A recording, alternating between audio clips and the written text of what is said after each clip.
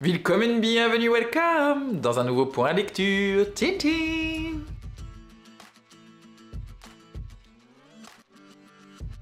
On se retrouve donc dans la suite de la vidéo que vous avez probablement vue ce week-end, c'est pour ça que j'arbore le même maquillage, car j'avais peur que la vidéo soit trop longue, donc j'ai préféré la couper en deux, et puis comme la première partie se prêtait uniquement à des romans de la rentrée littéraire, je me suis dit que c'était pas déconnant de faire rentrée littéraire et romans tout venant. Et donc on va tout de suite passer aux autres livres que j'ai lus en ce début janvier, car il y en a beaucoup. Fin décembre, je crois que j'ai lu des livres dont je ne vous ai pas parlé. En premier lieu, Lolita de Nabokov. Ça commence déjà à être assez vieux d'ailleurs dans mon esprit. Je l'ai lu fin décembre, je crois, je ne sais plus, en lecture commune avec des copains, parce que j'avais moi un point de vue très négatif de Lolita, car je n'en avais que les échos qui ont été faits à la suite des films, c'est-à-dire les films qui sexualisaient beaucoup le personnage de Lolita. Je ne vous fais pas l'histoire, en gros, Lolita, c'est Humbert Humbert qui est le narrateur, qui nous raconte comment il devient le prédateur de la petite Lolita, qui est la fille de sa femme.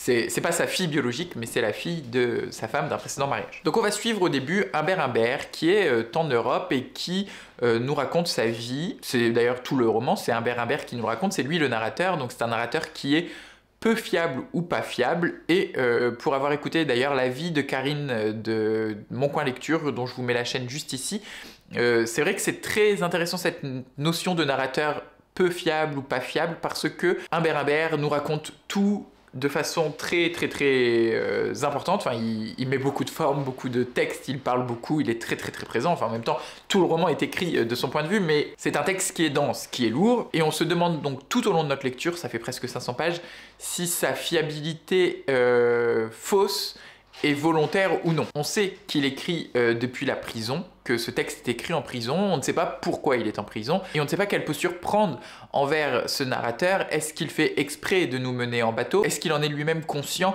que son texte est peut-être faux par endroits? Est-ce qu'il le fait de façon inconsciente? Ce point de vue-là est très intéressant. C'était également une très bonne lecture du fait que c'est quand même un texte, un monument, quelque chose qui a été adapté beaucoup de fois et sur lesquels on a dit plein de trucs et qui n'est pas du tout, comme on peut l'entendre et comme je le croyais, une apologie de la pédophilie, vous vous en douterez.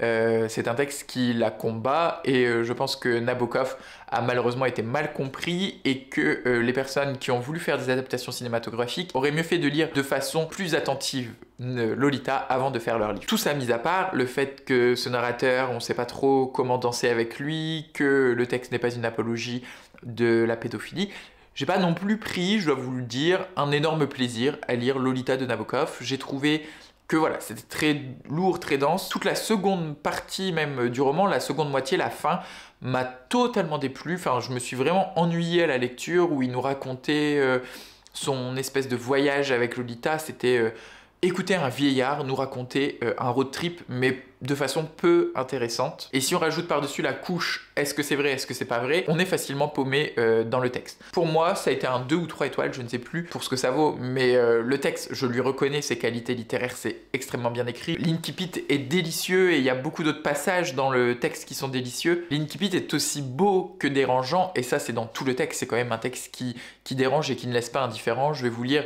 les 3 premières lignes qui me plaisent beaucoup. Lolita, lumière de ma vie, feu de mes reins, mon péché, mon âme. Lolita, le bout de la langue fait 3 petits bonds le long du palais pour venir à 3 cogner contre les dents. Lolita. Elle était Lo le matin, Lo tout court, 1,48 m en chaussettes, debout sur un seul pied. Elle était Lola en pantalon, elle était Dolly à l'école, elle était Dolores sur le pointillé des formulaires, mais dans mes bras, c'était toujours Lolita. Voilà, c'est très beau, c'est presque poétique, il y a des passages qui le sont poétiques, pour le coup, l'Incipit l'est. Il y avait des moments dans cette lecture où j'étais vraiment captivé par la force des mots de Nabokov, et d'autres où, ça me dégoûtait autant que ça m'ennuyait. Pareil, celui-ci, je sais plus si je vous en ai parlé, en même temps j'ai ma liste des livres dont je dois vous parler, La leçon du mal de Yusuke Kishi. Je crois que je l'ai vaguement abordé, mais que je vous ai pas forcément fait un retour final sur le texte. En gros, on va suivre un personnage principal qui est professeur dans un lycée, c'est un huis clos, et c'est le professeur adoré par les élèves, c'est le professeur que la direction aime beaucoup, qui est très présent pour ses collègues, qui est très investi dans la vie scolaire, dans la vie du lycée, qui voilà, prend beaucoup d'initiatives, fait beaucoup de bénévolat. Il est un peu la pierre angulaire du roman et du lycée. Et en fait, ce professeur, derrière cette façade de personnage angélique et adorable, est un gros manipulateur psychopathe. Et on va être... Alors, je crois qu'on est dans sa tête, mais je ne suis plus sûr de la posture qu'adopte l'auteur pour ce qui est de la narration. En tout cas, le roman est divisé en gros en 2 parties. Le huis clos est surtout sur la seconde partie. Dans la première partie, on n'est pas en huis clos. Mais j'ai adoré la première partie. J'ai écouté ce texte en audio. C'était très très bien raconté. On était... avec les élèves qui montraient à quel point le professeur était génial, et en même temps on sentait la lourdeur et la noirceur qui arrivaient petit à petit avec des actions faites par les uns et par les autres, notamment par le professeur principal, par je ne sais plus comment il s'appelait, Asumi je crois, par Asumi. On était plongé là-dedans, une noirceur qui devenait de plus en plus présente au fur et à mesure qu'on tournait les pages. Enfin, vraiment le thriller par excellence où la tension grimpe jusqu'à un point de non-retour. Le point de non-retour, en gros, c'est toute la seconde moitié du roman qui est beaucoup trop longue et qui devient presque grotesque.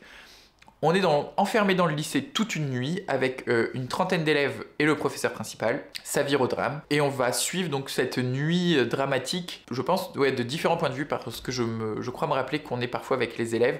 Donc il y a toujours cette noirceur, le côté thriller, c'est très très sanglant. Je vous préviens d'avance, si vous n'aimez pas ça, c'est un thriller très sanglant. Presque un slasher, hein, dans la deuxième moitié, il y a des scènes très violentes, crues, explicites, où ça gicle dans tous les sens. Mais malheureusement, du coup, ça perdait toute la finesse de la construction de la première partie, était totalement envolée par la seconde, qui en plus est un peu compliquée à suivre car il y a beaucoup de personnages. Je crois qu'il y a une trentaine d'élèves plus le professeur, qu'on les suit chacun à des endroits différents du lycée, un petit côté course-poursuite, les méchants dans Maman j'ai raté l'avion contre le petit gamin. Enfin voilà, c'est devenu sordide, totalement grotesque, ça m'a sorti totalement du bouquin.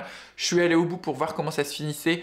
J'ai même relu j'ai réécouté 2 fois le dernier chapitre. J'ai trouvé ça plutôt mauvais, cette fin. Pour le coup, je me dis même pas c'est un choix de l'auteur, je trouve que c'est juste pas top comme choix, justement.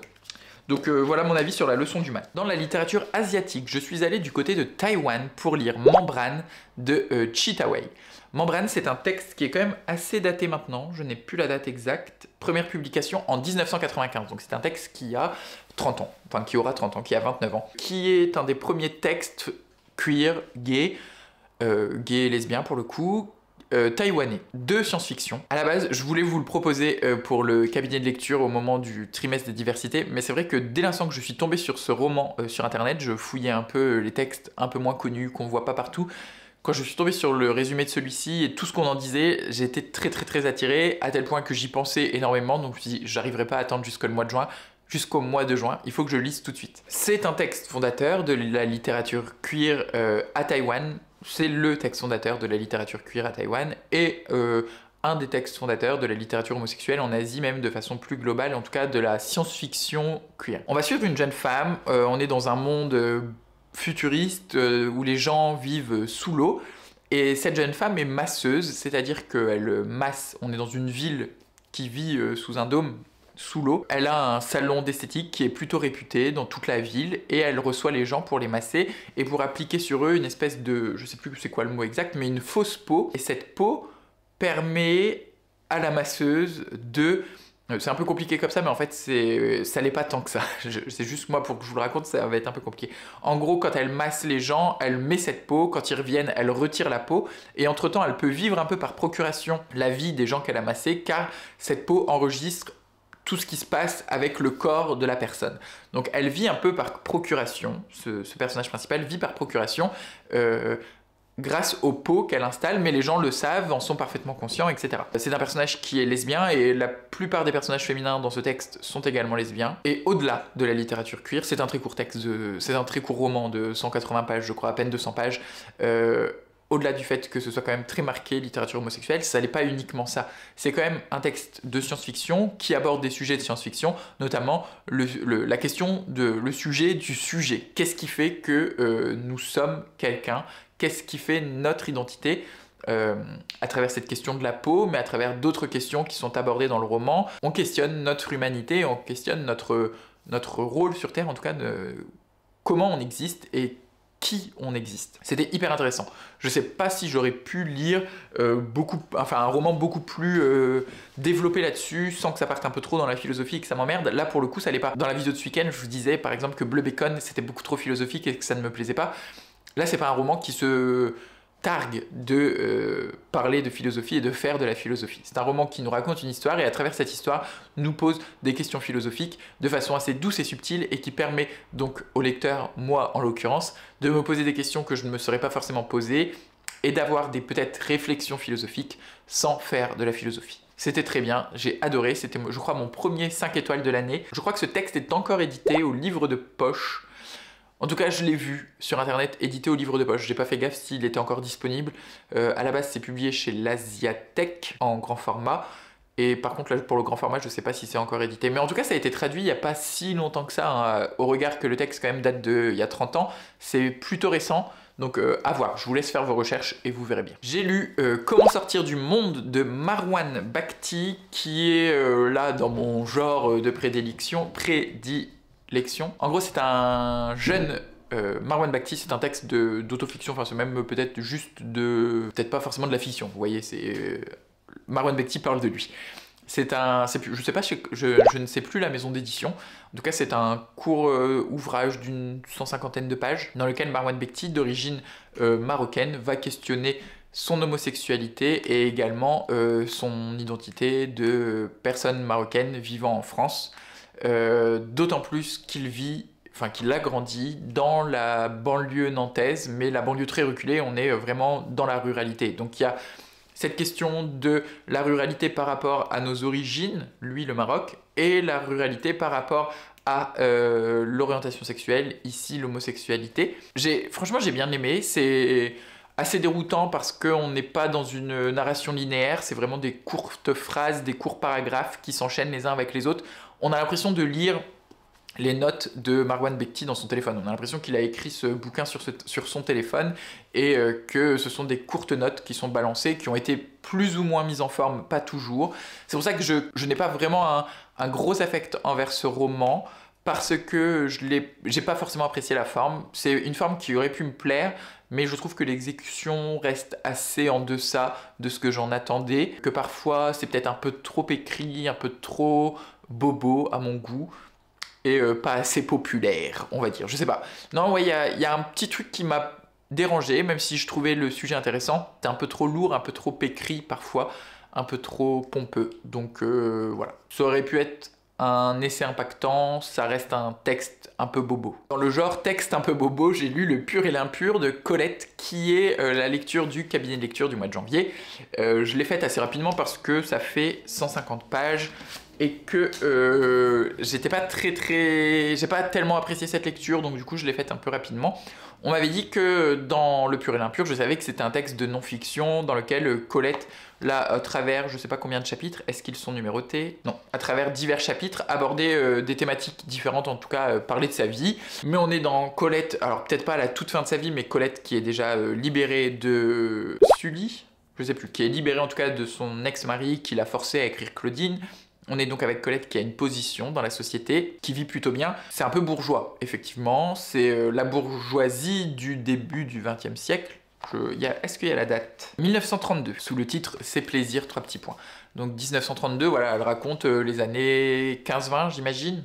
Je me rappelle pas si elle fait mention de la guerre. J'ai pas l'impression qu'elle parle de la guerre, d'ailleurs. À un moment, on va être dans un salon où des gens fument de l'opium, donc on va être dans une conversation de salon. Et oui, c'est ça, on m'avait dit, pardon, qu'elle abordait pas mal la question de l'orientation sexuelle dans ce texte, parce que il est reconnu que Colette a eu des amours lesbiens et que Colette jouait beaucoup sur l'androgénéité, le fait qu'elle avait quand même et qu'elle assumait cette posture assez androgyne du fait de porter des costumes d'hommes, de porter des vestes d'hommes, des pantalons, des smokings, enfin voilà. L'image de Colette sur cette couverture, tout simplement. Il y a des passages qui m'ont beaucoup plu, j'ai corné des pages, notamment sur toutes les questions... D'ailleurs, attendez, je crois que j'ai la citation là dans mon... Oui, j'en ai une sur le fait justement d'être androgyne. La séduction qui émane d'un être au sexe incertain ou dissimulé est puissante. Ceux qui ne l'ont jamais subi l'assimilent au banal attrait des amours qui évincent le principal mal. C'est une confusion grossière. Anxieux et voilé, jamais nu, l'androgyne erre, s'étonne, mendie tout bas. Il lui reste sa demi-pareille, la femme. Il lui reste surtout le droit même, le devoir, de ne jamais être heureux. Jovial, c'est un monstre. Ouais, c'est quand même assez écrit, hein. Encore une fois, c'est un texte qui est écrit par une grande femme de lettres française qui sait manier la langue française de ce début du XXe siècle. Est-ce que tous les chapitres sont intéressants? Non. Est-ce qu'il y en a qui m'ont marqué? Oui. Est-ce que ça en fait un livre incontournable? Bah non, malheureusement, car il y a eu plus de moments où je me suis ennuyé que de moments où j'ai été intrigué et piqué dans ma curiosité. Dans un tout autre registre, j'ai lu Manèche de Stéphane Plateau, qui est le premier tome de sa saga de fantasy, Le Sentier des Astres. J'ai lu Manèche car des copains ont lancé cette lecture commune sur le Discord de Cornelius, dont je vous remets la chaîne juste ici, avec mon stabilo vert, la chaîne de Cornelius.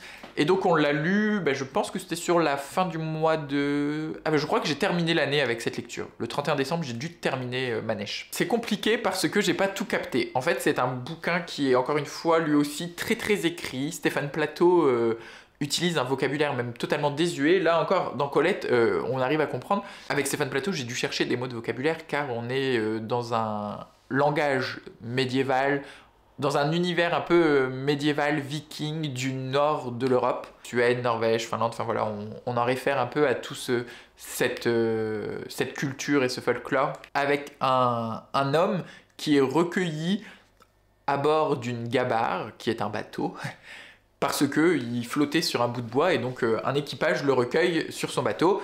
Et cet homme, le bâtard, va nous raconter son histoire. Donc c'est un roman qui est en deux temporalités. Il y a le bâtard sur le bateau qui nous raconte l'histoire du passé, donc comment il en est arrivé sur cette bûche qui flotte sur le fleuve. Et il y a Fintan Callaway, qui est l'homme qui a repêché le bâtard, qui lui est barde pour la compagnie un peu guerrière qu'il y a sur cette gabarre, qui nous raconte lui le temps présent et qu'est-ce qu'ils font sur ce bateau, où est-ce qu'ils vont, qu'est-ce qu'ils recherchent. Avec ces deux histoires qui s'entrechoquent les unes les autres parce que les chapitres s'alternent, on arrive à se faire une idée globale très floue et brumeuse de la situation, de l'univers que met en place Stéphane Plateau. Je pense que c'est un bouquin dont on aura la finalité qu'après, enfin en tout cas une saga qu'on aura toute la finalité, qu'après avoir lu tous les tomes. C'est vraiment un texte qui récompense le lecteur parce que en avançant, je vous dis, et en mettant en comparaison les deux histoires, celle du bâtard et du Fintan, on arrive à se faire une image plutôt floue de la situation, mais suffisante pour avancer dans la lecture. Mais il en reste que à la fin de ce livre, et là encore plus, maintenant 15 jours après l'avoir terminé, j'ai du mal à vous raconter la situation par exemple géopolitique, la magie qui en émane. C'est un peu plus parce qu'on est vraiment dans une magie païenne où on est très proche de la nature, de la lumière, de l'ombre, des plantes, enfin voilà, quelque chose de très organique, de très plein de houmous, plein de terre, je sais pas, c'est vraiment l'image que j'en ai, c'est des fleuves, un peu une espèce de bayou de la Louisiane, un peu sombre, très ombragé avec des gros arbres, un fleuve qui est plein de magie, qui remonte une source magique, avec des êtres, parce qu'on est en compagnie de dieux, de demi-dieux et d'humains, et donc ces êtres magiques qui sont un peu des chimères, qu'on essaye de retrouver, qu'on essaye de gagner, de rencontrer pour les mettre dans notre camp. Donc il y a quand même un petit côté mythologique avec cette histoire de dieux et de demi-dieux qui intercèdent dans la vie humaine et qui prennent part ou non à une guerre et pour en changer le cours de la guerre tout simplement. Donc voilà. C'était hyper immersif, j'ai beaucoup aimé, je l'ai écouté en livre audio et vraiment ça me transportait, même si c'était très flou, vous voyez justement, j'ai alterné le livre audio et le livre papier en me disant peut-être que j'arriverai mieux à capter les choses sur le papier, pas tant que ça, et donc c'est là que j'ai vraiment compris que c'était une volonté de l'auteur de nous perdre aussi et de ne pas nous donner toutes les clés tout de suite. Ceci dit, j'ai mis 4 étoiles, j'ai adoré l'ambiance, j'ai été transporté. Je sais pas quand est-ce que je lirai le tome 2 parce que peut-être qu'il m'a manqué un chouïa d'éléments pour que j'ai vraiment envie d'aller vers ce tome 2. Je sais que les copains et les copines qui ont lu la suite me disent que c'est vraiment entraînant et qu'on en apprend un peu plus, même si on reste perdu. Donc je pense que je lirai la suite, j'ai l'intégrale en numérique, à savoir quand. Deuxième texte que j'ai lu pour le cabinet de lecture, Les liaisons dangereuses de Choderlos de la Clos. C'est un livre qui a 250 ans et que j'ai principalement écouté. J'ai lu quelques lettres. En fait, contrairement à d'habitude où j'écoute un texte, parfois si j'ai pas le temps, enfin si j'ai pas l'occasion de l'écouter, je prends le papier, l'e-book pour le lire et avancer dans ma lecture. Après, je reprends l'audio là où je me suis arrêté. Là, avec Les liaisons dangereuses, j'écoutais le texte. Et quand on est dans un roman épistolaire avec différents personnages qui s'écrivent des lettres, quand une lettre me paraissait particulièrement belle et importante, je la relisais. Donc là, je prenais le papier surtout pour de la relecture, plutôt que de la lecture. Et je me suis donc rendu compte à 100 pages de la fin que le livre audio que j'écoutais était une version abrégée des Liaisons dangereuses. Il me restait plus qu'une heure et demie d'écoute, je crois, et 100 pages. Je me suis dit, j'ai pas voulu tout recommencer, je venais déjà quand même de lire une grosse partie du roman. Le texte était abrégé de presque 25%, car la version complète compte 12 heures à l'audio, et moi, la version que j'ai écoutée comptait 9 heures. Donc je pense qu'il me manque un quart du bouquin. Le truc, c'est que je me bougeais mon marque-page quand même à chaque fois que j'avançais dans ma lecture audio, et je retombais toujours sur la fin des lettres. J'avais le texte, c'est pour ça que je m'en suis pas rendu compte, parce que le texte que j'avais entendu correspondait avec le texte que j'avais dans le papier, dans le bouquin. Je pense que le livre audio que j'ai écouté, c'est celui qui est sur Audible, lu par, entre autres, Karine Viard et Thibaut de Montalembert, je crois, est une version abrégée dans laquelle on a coupé des passages des lettres, mais qu'on n'a pas coupé des lettres entières. Ou en tout cas, si y a des lettres entières qui ont été coupées, bah, j'ai eu de la chance et je suis pas tombé sur ces lettres-là au moment où je les ai réécoutées sur le papier. Mais voilà, sachez qu'il manque un quart du bouquin, mais que sur Audible, il y a une version complète qui fait donc 12 heures, et que sur un autre site que je vous mettrai en barre d'infos, vous pouvez trouver une version gratuite lue de ce texte aussi. Qu'est-ce que je voulais vous dire? Bah, j'ai adoré les Liaisons dangereuses, j'ai trouvé ça excellent. On est dans un roman où donc il y a des comtesses, des ducs, des apprenantes, des jeunes débutantes qui s'écrivent, qui tombent amoureux les uns des autres, qui se font des coups bas. On est dans la mesquinerie, mais on est aussi dans l'amour, car il y a vraiment des personnages qui sont profondément amoureux les uns des autres, et d'autres qui se jouent de ces amours et qui font tout pour les tourner en dérision et qui montent des plans machiavéliques pour tourner les personnages en dérision. On a envie de se moquer de l'un et donc on le fait rencontrer quelqu'un d'autre, et voilà, c'est prenant. T'as vraiment l'impression d'être toi-même auteur de lettres, de faire partie de cette espèce de microcosme. Ça se passe un peu à Paris et un peu à la campagne chez une vieille tante d'un des personnages, du personnage principal qui est Valmont d'ailleurs. Et c'est voilà, radio potin, radio gossip, et c'est intemporel parce que le texte a 250 ans. Alors oui, c'est un peu désuet dans la plume, mais j'ai été hyper agréablement surpris d'ailleurs, même si cette plume est un peu vieillotte, la trouver facile à lire. C'est pas particulièrement déroutant, même à l'oral, ça s'écoute très bien et je butais pas sur les mots. Et puis bah voilà, c'est toujours actuel, on nous parle de sentiments amoureux, de liaisons amoureuses. C'est quelque chose qui ne vieillit pas, c'est quelque chose qui même 250 ans après est toujours vrai. Donc une excellente lecture que du coup je referai un jour, plus tard, car je déteste relire les livres et d'autant plus les relire quand je les ai lus il n'y a pas longtemps, mais je le lirai dans son intégralité et sans écouter une version tronquée de au moins un quart du bouquin. Et enfin, dernière lecture de ce début d'année que j'ai terminé il y a vraiment hier, Le Quai de Ouistreham de Florence Aubenas, que j'avais mis dans mon Cold Winter Challenge, qui est un texte journalistique, une enquête, un reportage de Florence Aubenas qui décide de vivre la vie d'une femme célibataire isolée, chômeuse, et de chercher du travail. Ça se passe en 2008, donc juste après la crise, moment de l'histoire dans lequel la France était vraiment avec des taux de chômage très importants. Elle veut se mettre dans la peau de ces chômeurs. J'avais très envie de lire ce livre parce que je savais pas vraiment comment me positionner par rapport à cette enquête où une femme, Florence Aubenas, c'est quand même une grande journaliste qui a travaillé chez Libération, au Nouvel Observateur, qui a une situation qui est probablement parisienne, qui jouit de nombreux privilèges, bien que femme journaliste. Et le fait de se mettre dans la peau de quelqu'un au chômage, je trouvais ça un peu... ouais, il y a un petit truc, et ça me dérange toujours autant d'ailleurs, même après avoir lu le bouquin, un truc qui me dérange. Donc elle quitte tout à Paris, elle s'installe à Caen, et en gros elle se dit cette enquête, cette expérience se terminera le jour où quelqu'un me proposera un CDI. Là je révélerai la vérité, je dirai que je suis Florence Aubenas, journaliste, blablabla, et je laisserai le poste à quelqu'un qui en a vraiment besoin évidemment. Donc elle se retrouve à Caen, dans une banlieue, dans un HLM. Elle s'invente une identité où elle dit qu'elle s'est fait larguer dernièrement, qu'elle ne travaillait pas, que son homme avait toujours tout payé, et que donc là, en se retrouvant seule, elle se retrouve obligée de subvenir à ses besoins. Elle se rend très vite compte que les seuls postes où elle va pouvoir postuler, c'est des postes de femme de ménage, car elle dit aussi qu'elle n'a aucune qualification, aucun diplôme, donc elle va postuler sur des postes de femme de ménage. Donc déjà là, elle va quand même prendre, même s'il n'y a pas beaucoup, enfin voilà, elle prend pas beaucoup d'heures, mais elle prend quand même le poste de quelqu'un, puisqu'elle va vraiment se faire embaucher comme femme de ménage, notamment sur les ferries à Ouistreham, où elle va faire quelques heures de ménage tous les jours. Ça va être le poste le plus important et ce qui va être beaucoup raconté dans ce bouquin, c'est le nettoyage des cabines de ferry à Ouistreham. Mais en plus de ça, elle va accepter plein de petits contrats par des boîtes de nettoyage pour aller travailler dans des usines, dans des campings, dans des bureaux, enfin voilà. Et donc c'est des tranches de vie, des scénettes où elle raconte ce qu'elle vit et où elle raconte la vie des personnages qui l'entourent. Je trouve que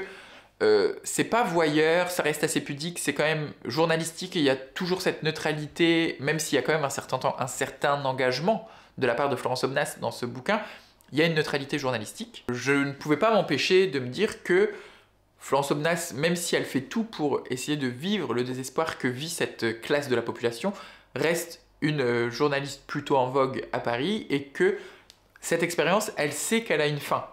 Elle raconte que c'est dur de se lever, que c'est dur d'enchaîner les dizaines de contrats avec parfois plus de frais kilométriques que de salaire gagné à la fin, avec des contrats où elle doit faire en 2 heures le travail qui en demande 4, etc. Donc elle l'éprouve quand même, enfin, c'est éprouvant. Ça a une limite, elle sait que dans X temps, elle retournera à sa vie d'avant. Et même si elle a vécu tout ça, si elle l'a fait, si elle l'a expérimenté, il y a une fin, alors que pour toutes les personnes qu'on rencontre, qui sont des vraies personnes, dans le texte, il n'y a pas de fin. Eux, cette vie-là, ils sont presque assurés de la vivre toute leur vie. Parce que les situations qu'elles nous racontent sont tellement critiques qu'on a du mal à imaginer un avenir radieux et plus beau. Surtout, là, voilà, le texte a déjà une vingtaine d'années. Non, une quinzaine d'années, et la situation a évolué, mais très peu, et je pense que le quotidien qui est raconté là-dedans est toujours vrai pour de nombreuses personnes. Donc c'est louable, mais ça me dérange quand même. Voilà.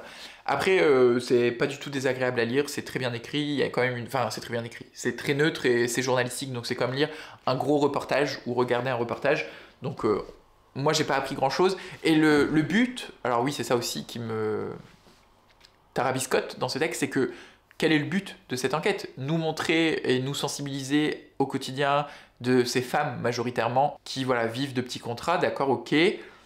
Est-ce que des gens qui n'ont aucune sensibilité, quand je pense par exemple à des patrons, ou les patrons qu'on peut rencontrer par exemple dans le bouquin, ou la caste politique, tout ça, est-ce qu'ils vont lire le bouquin? Peut-être. Ils vont se dire, ah oui, voilà, c'est beau, quel beau travail, regardez ce qu'elle a fait, c'est vraiment triste, ces personnes, ceux qui vivent, je rigole, c'est nerveux.